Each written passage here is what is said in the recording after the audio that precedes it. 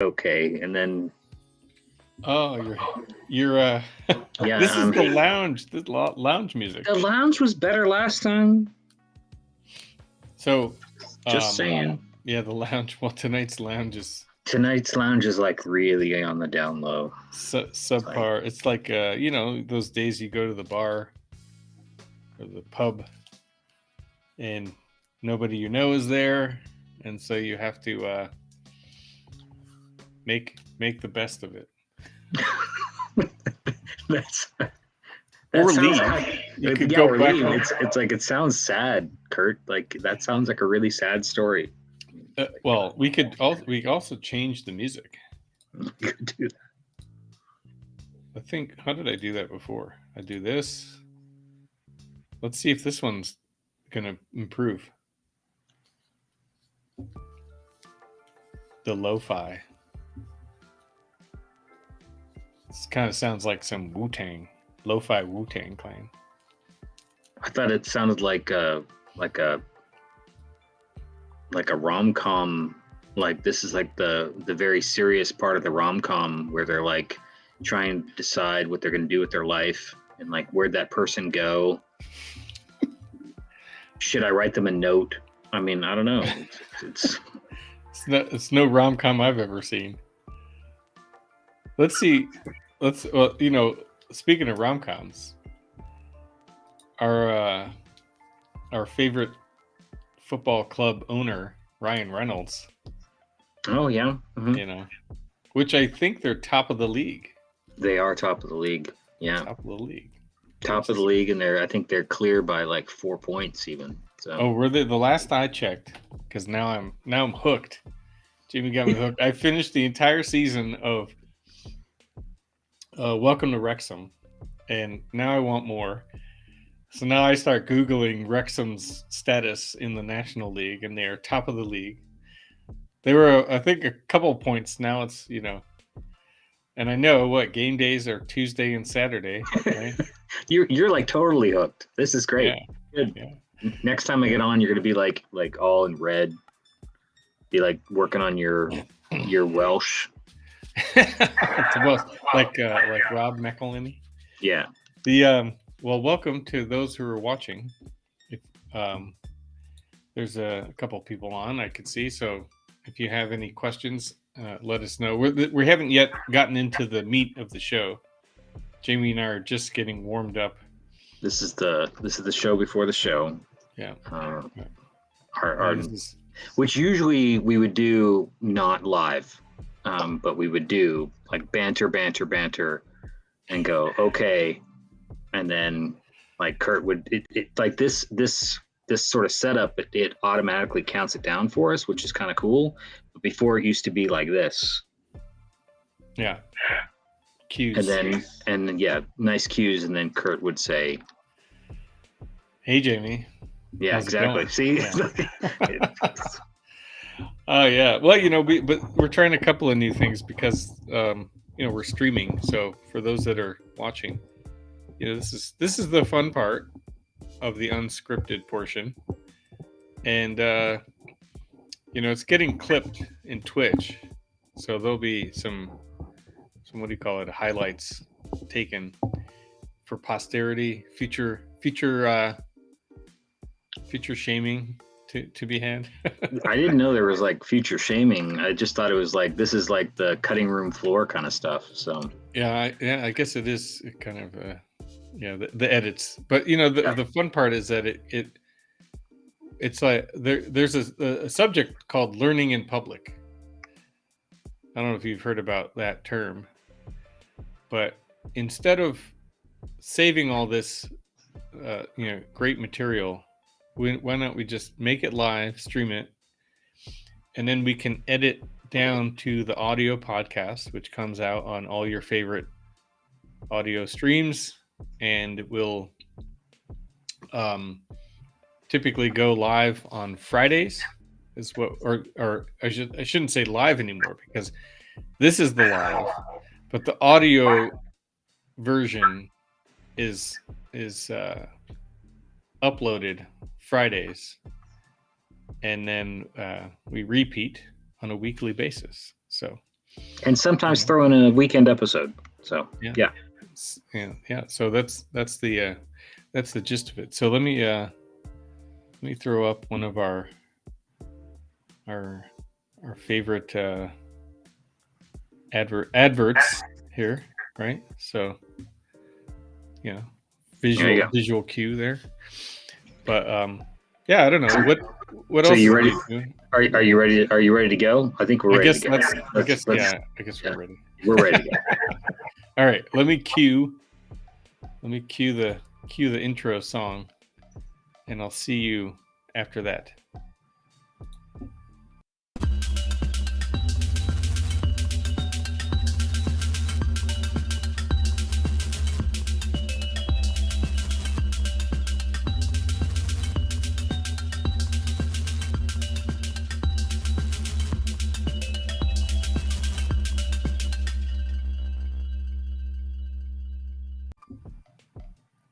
Hey, Jamie, welcome back. How are you doing? I'm good. My eyes are tired because I've been drawing all day, or all week, I should say. But that's no excuse. I mean, I'm glad to be here. I was driving a lot, yeah? both driving and passengering. But yes, went down to the border. Oh yeah, like which city? I thought you were gonna be like, which border? Like the one south, the south border, the one that's closer to me than to you. But yeah, went to Cotulla and Laredo and Eagle Pass. And Eagle Pass and Laredo are on the border. Cotulla's just nearby. Oh, okay. I just heard a thing on NPR. I won't be able to remember it, but they were talking about Brownsville. I think something down at the border was going on, but Brownsville, Texas, that's a border town, right? Yes. Are you aware? Yes. Yeah. Am I aware? Yes. You're closer. I don't. I'm closer, and it's well. And you say I'm closer. It's like 5 hours away. Yeah. Well, so I can. So by car. The nearest international border to me is 1 hour and 15 minutes south of my house. Yeah. From Detroit. If I drive to Detroit, right, going south, you cross the bridge into Windsor. Oh, okay. Canada. How do you like that? I like how you were like Canada. Yeah. It's an international border. Yes. So, we have a chat. Oh, hey, cool. It's a friend from another channel. I don't know. Can you see the chat, Jamie, or no? Yes, I can. Yeah. I could throw it up there. So, I believe that this is Carl.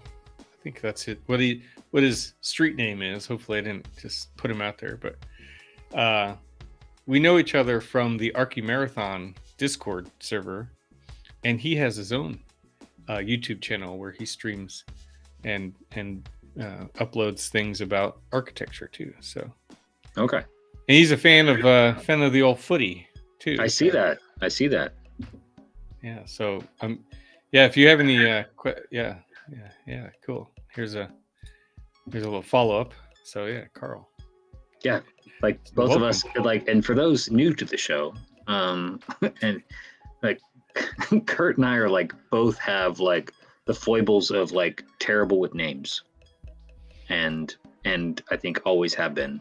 Kurt's better at it than me, I will admit, but yeah, couldn't remember a name to save my life probably. No, well, don't you give me too much credit, but I have trouble too remembering names. No, why I do remember Carl's name is, when we're on Discord, we're not really using our own names. Like we have these different handles, right? Just like any media, social media, whatever.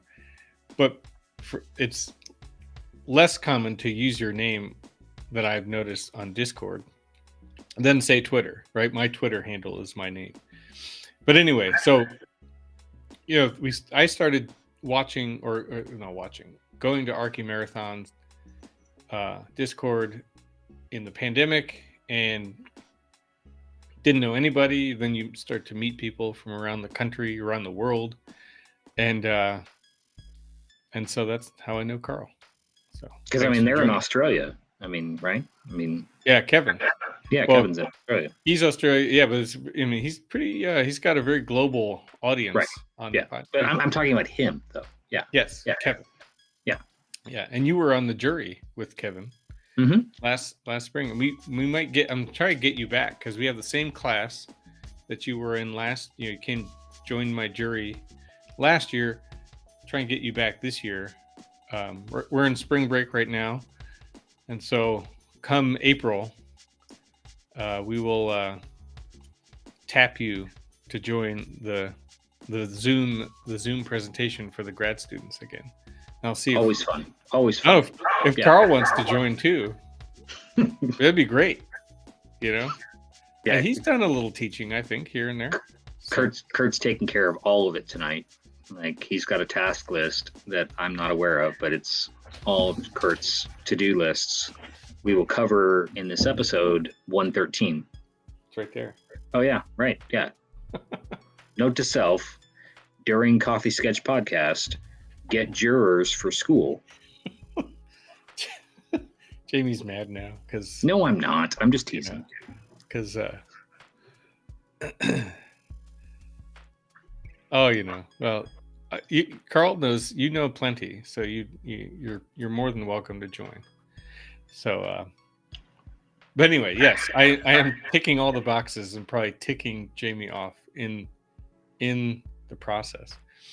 But anyway, so let's get into our regular segment of what coffee is in the mug today, Jamie. Oh, well, so I'm glad you asked because I even have like a visual aid because I was telling you that I had ordered some Little City coffee. It had not arrived in episode 112. So I had gone with the Mardi Gras blend and all that was good. But this, ooh. Nice. Show and tell. Yeah. Guava, chocolate. I missed the second. Strawberry. So it's very kind of interesting, but I'm going to read it to you because I think that the cards are new. That seems like a new thing from them, but maybe it's been a while since I ordered theirs.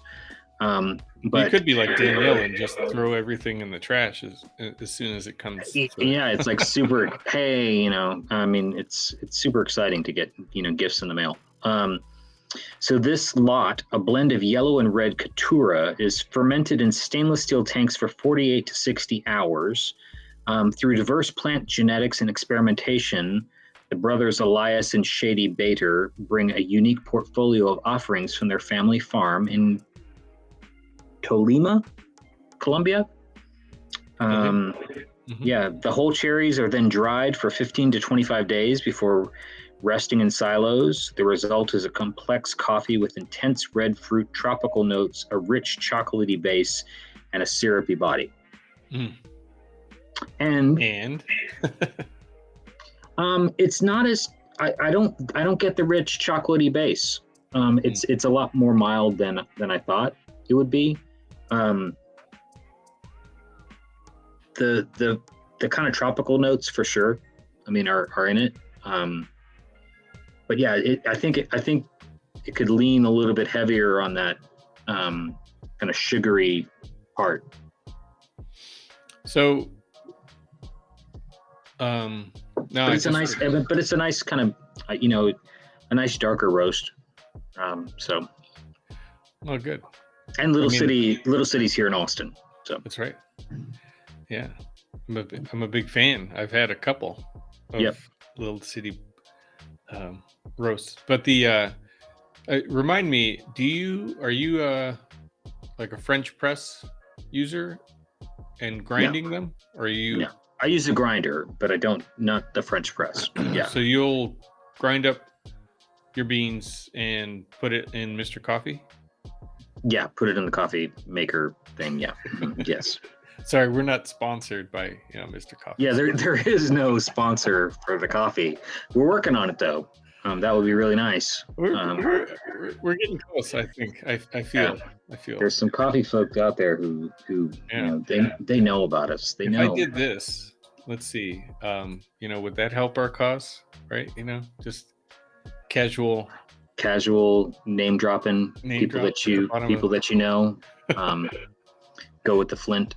The Flint originals. I gotta turn this off though, because I'm not currently sipping on any rootless coffee. Shh, be quiet. I had to switch it up a little. So we got some more. So my Misfits Market order came in the mail yesterday, and I was out of coffee, so I asked Danielle to include another bag of intelligentsia. Again, it's kind of like they call it the odds and ends, or off. I don't know what's wrong with it. I don't know what's wrong with it. But it tastes like good coffee to me. It's intelligentsia, and the bag did have some tasting notes on there of similar to yours, turbinado sugar. I don't think it had a fruit in there, but some chocolate and maple syrup or something else kind of sweet. So it's very rich. Sounding. Maple syrup. You're like talking my language. I didn't bring the bag to share with the audience, but so I ground some up right away and put that in through the French. I used the French press since Danielle's actually not a big. She likes decaf because she's not a caffeine and Danielle don't mix, so I don't really brew more than 1 cup at a time, which is, I guess, kind of the ritual. So what it does for me, sort of a side story, is that I work from home for myself, and so if I don't walk out of here to the kitchen and turn the pot of water on and start grinding beans and getting the French press ready, I will never leave my desk. And so it's like a sort of a cyclical sort of. It's like a safety valve, is what it is. Yeah. It's like I was going to say at first it was like a daily meditation, but it sounds like it's more of like multiple. Yeah, multiple daily meditations, like for your sanity. Yeah.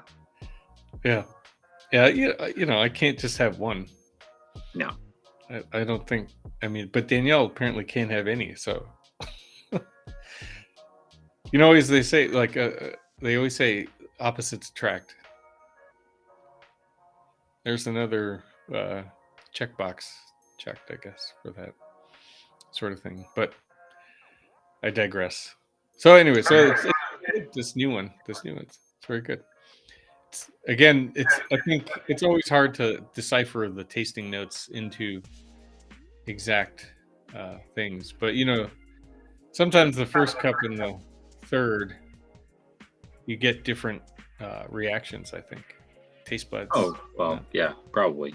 I mean, there's probably something like a coffee sommelier will be able to tell you all about that. But as I've said, that should be one of our plans. For some kind of, fun side project, road trip. Yeah.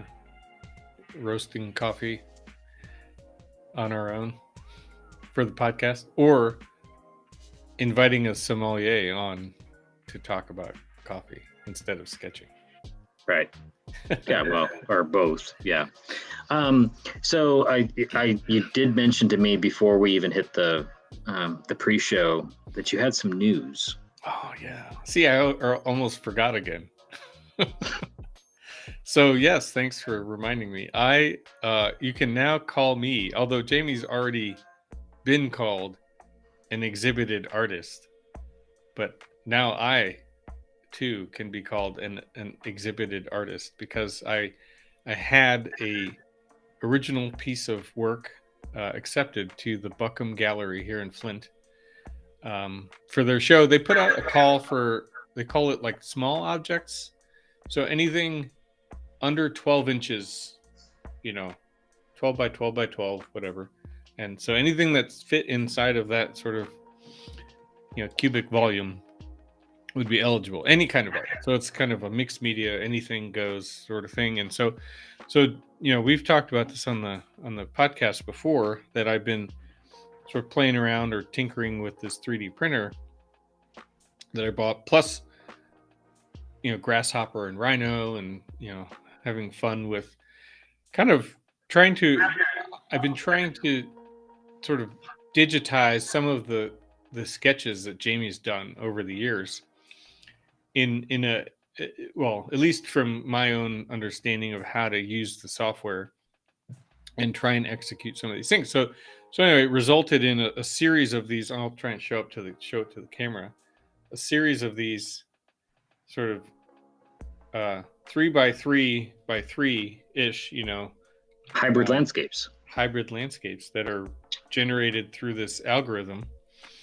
And then I output to a file that then I can send to my 3D printer, and you get these little models. And actually, you can probably see a few on my bookshelf over here, if I can point in the right direction. But gotta have study models.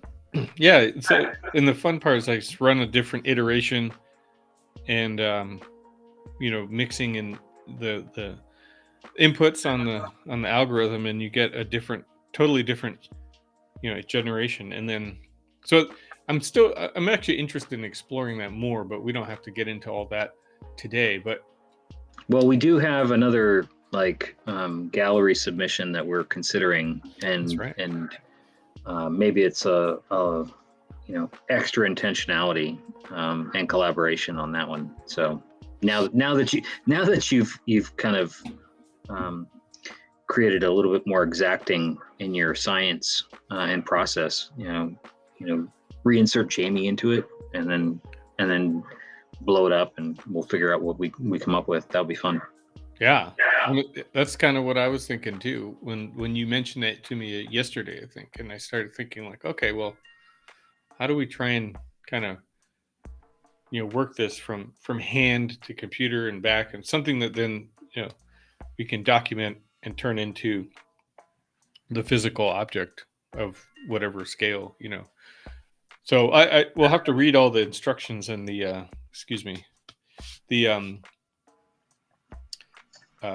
parameters. Yeah, the call for artists, exactly. Right. The rules. The rules. It's just the rules. Got to have boundaries, constraints, I should say. So so I'm excited. I think it'll be put up. The exhibit will be put up by the beginning of April, I think. So I got to deliver my piece by next week, and then well, be up and cheers and congratulations. Yeah, thanks. It is for sale, if you want to know. It will be listed for the easily to acquire price of $35. Oh, you're cheaping out on yourself.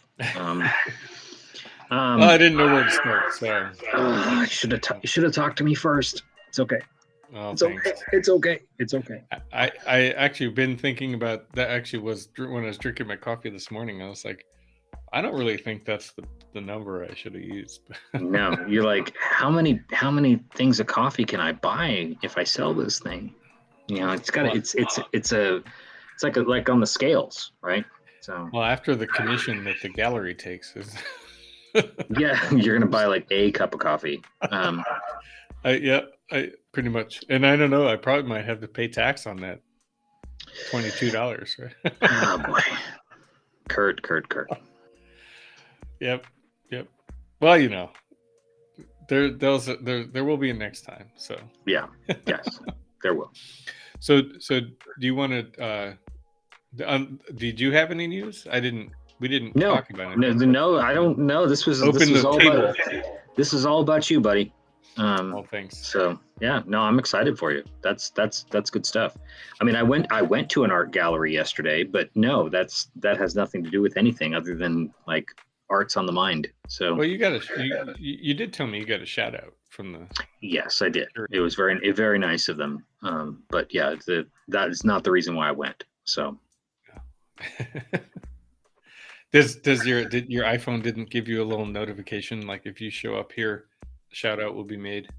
no, So show up. yeah, no. Siri and Alexa, like they did not advise me to do this. So do you have both Siri and Alexa in the house? Mm-hmm. Now that you bring it up, you do. I mean, I guess, yeah, right. I mean, but don't you? I mean, doesn't everybody have like several AIs just floating around their house? I mean, not us, but probably eventually. We have Siris now. Yeah. So, But yeah, anyway, sorry. Another tangent for. Yeah, Kurt's just like catching up. It's like let's go down the technology rabbit hole, and then go to the analog sketches. Yeah, well, you brought up both. I mean, they're competitors in a way, right? But, yeah, all there to help you, so or annoy you, right? Exactly. We need to save another episode for AI of tech. Oh yeah, things. Yeah, no, for sure. I mean, like the whole like Chat GBT and like we did talk a little bit about Midjourney. Yeah, a couple episodes ago. But we can circle back on some of that. Yeah. So you want to talk about your analog sketch? Yes. That was not created by any AI whatsoever, but it was created by Jamie AI. Yeah, all ink. The favorite Pilot pen, of course. There was the pencil that's there. It looks like I was at the golf course or something like that, which is not true. So maybe a foot golf course, but that was used at the very end, just for some real subtle kind of shading stuff. But yeah, I did see that. You tried to hide that little pencil in the black and white, but I saw that pencil. It's like I'm not hiding it. It's just it's tiny. I mean, look at that. It's like there's not much to that.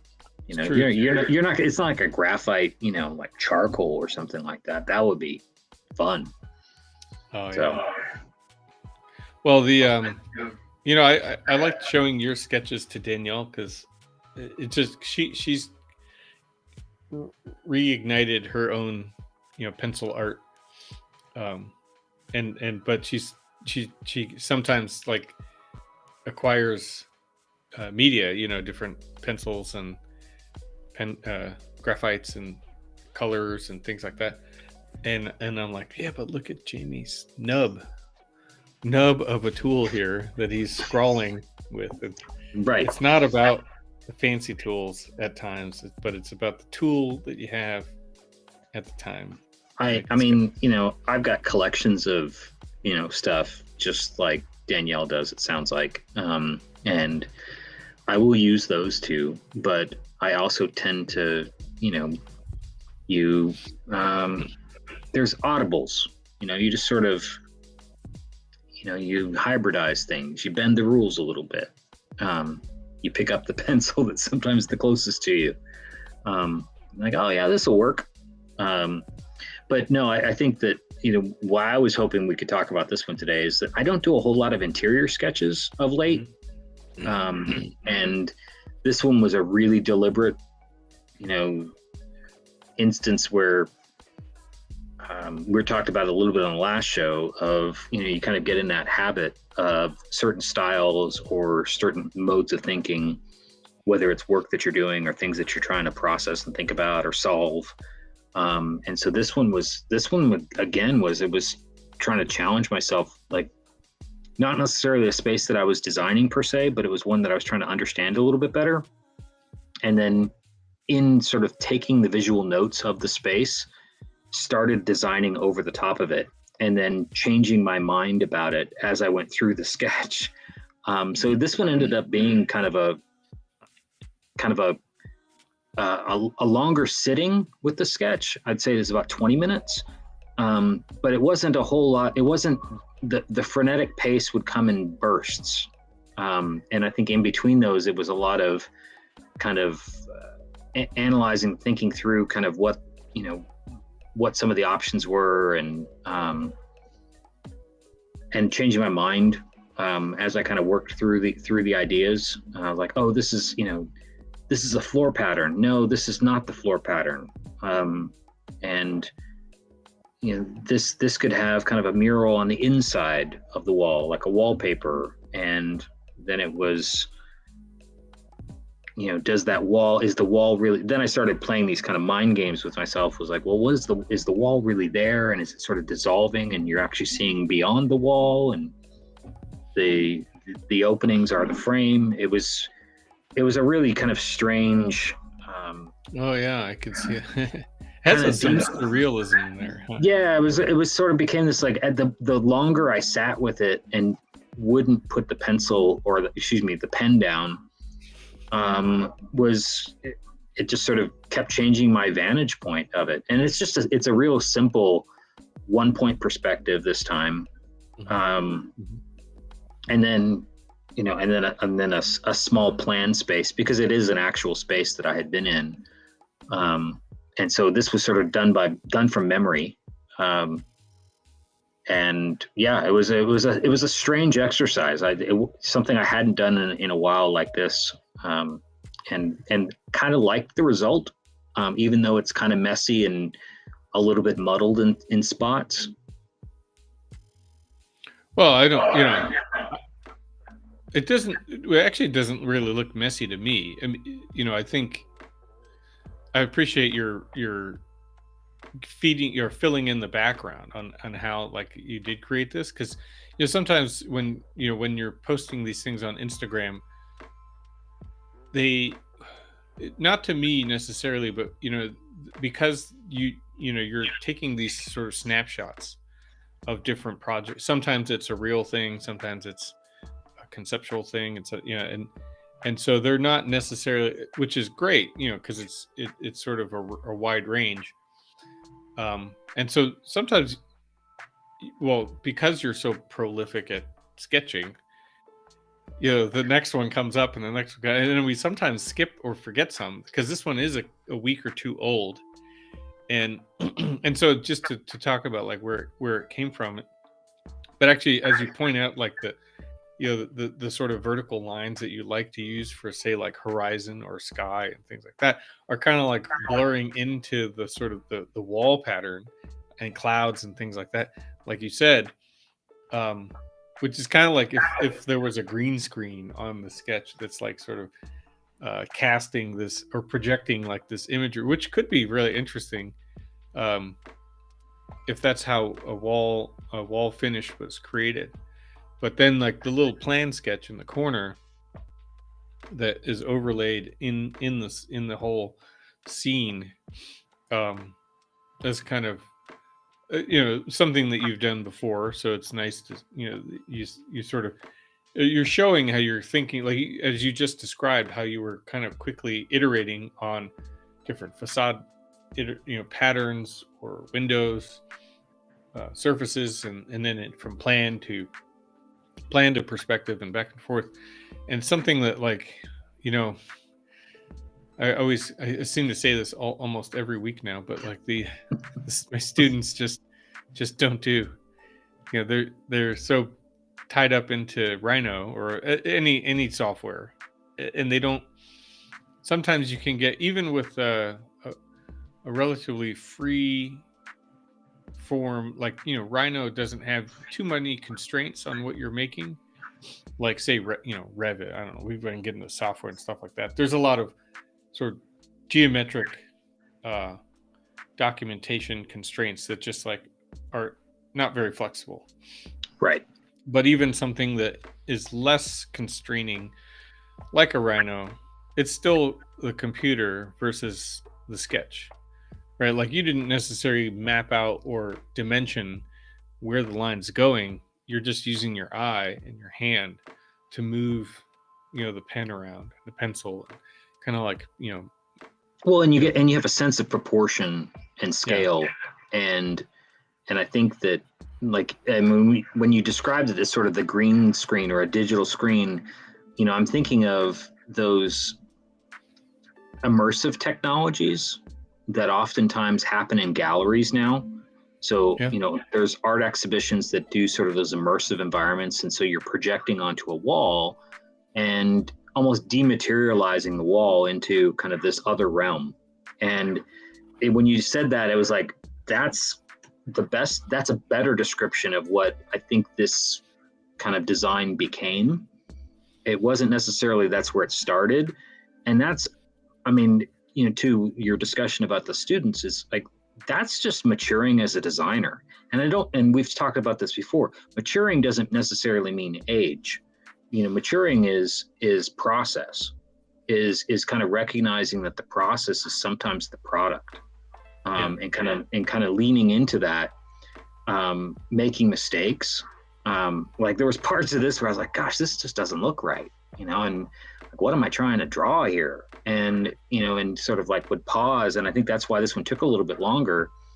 But it wasn't like pause, give up, go do the French press, coffee. I mean, but it was, it became kind of iterative and sort of seeking it, and at the same time sort of letting go with it.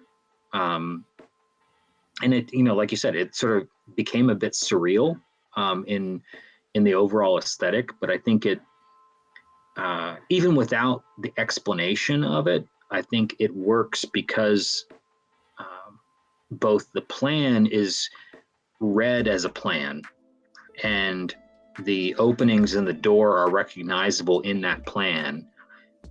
And because those openings are recognizable both in the plan, then when you look to the perspective, you can sort of draw this sense of reality between the two spaces.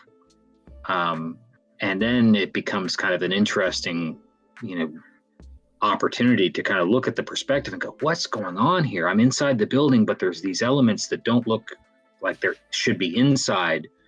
And I think that makes it, a really interesting composition overall at the end of the day. Mm-hmm.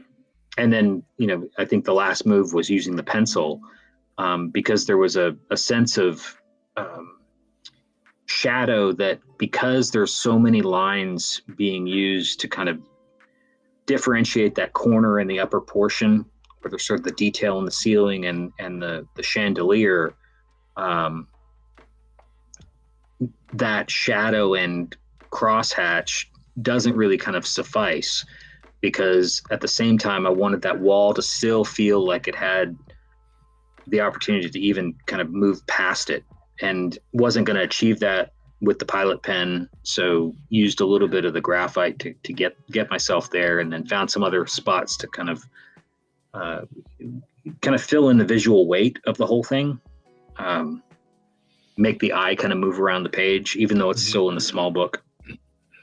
Yeah, I can totally see that, especially when you're using, as you said, like the surrealism that emerged as far as like using pen to create hatch, but also pattern, or that's not the right explanation. It's, so you're using it for sky, but it also can be read as a wall material.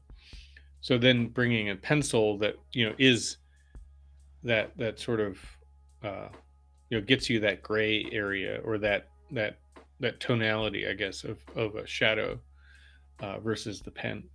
So then you have the contrast in there too. So I could see how that is working there.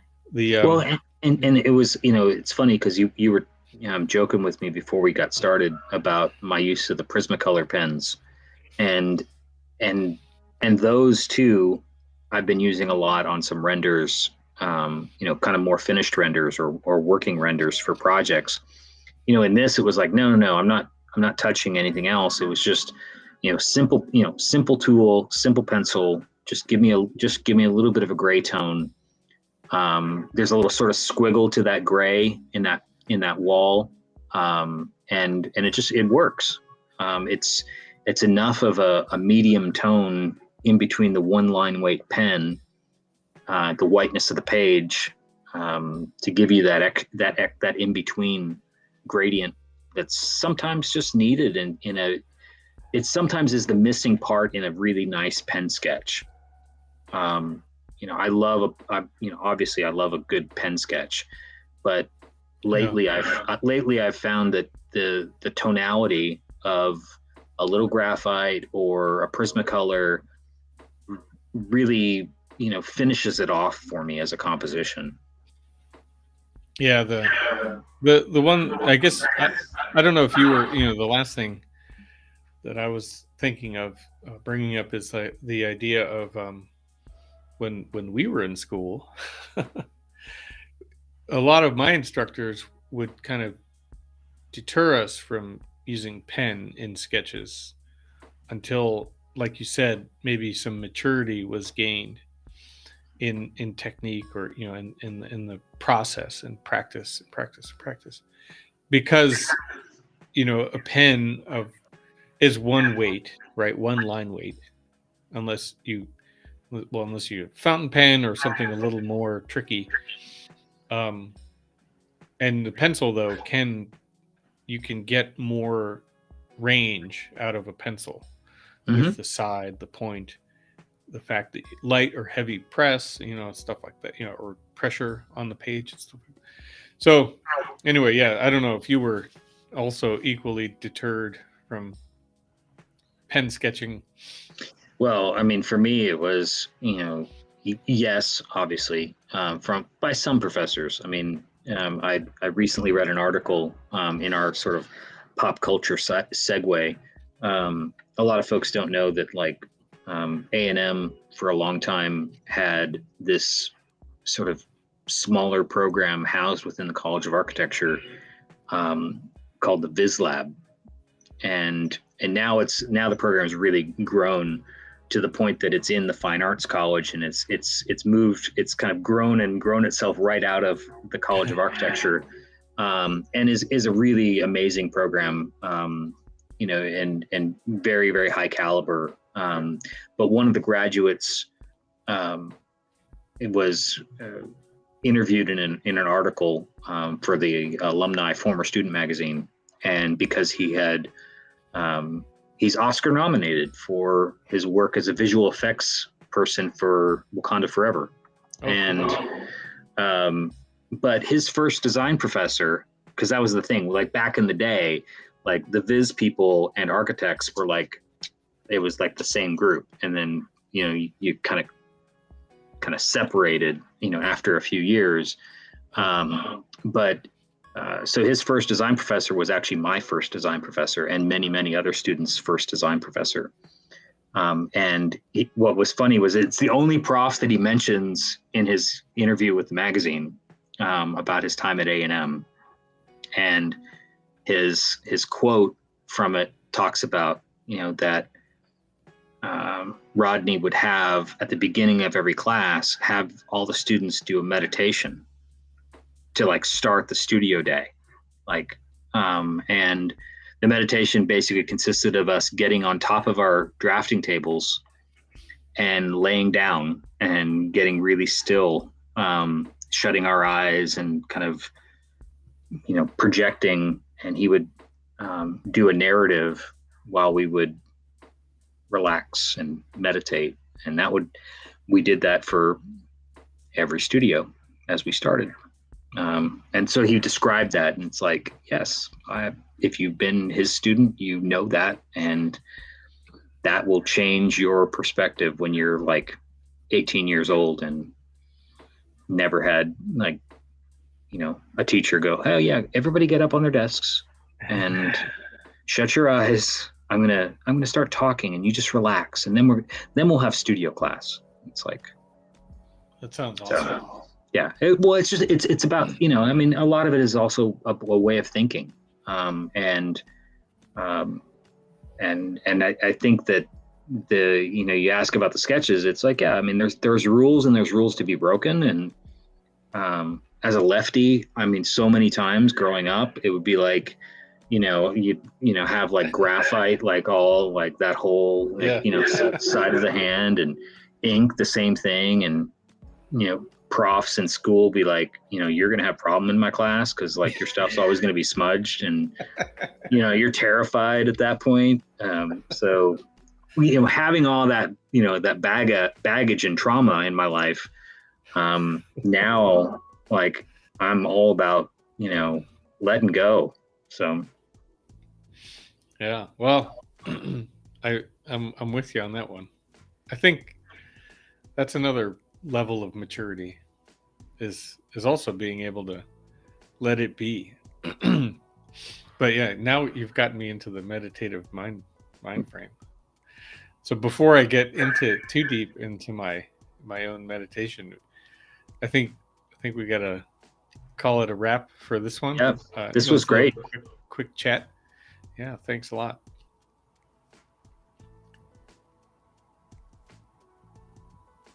That's the pause. That's the pause as Kurt remembers where the outro is. Yeah. Well, I do one of these in the editing room, or maybe it's more like snip, snip, snip, snip, snip, snip. So anyway, I don't know if Carl's still watching. I think there are a couple people.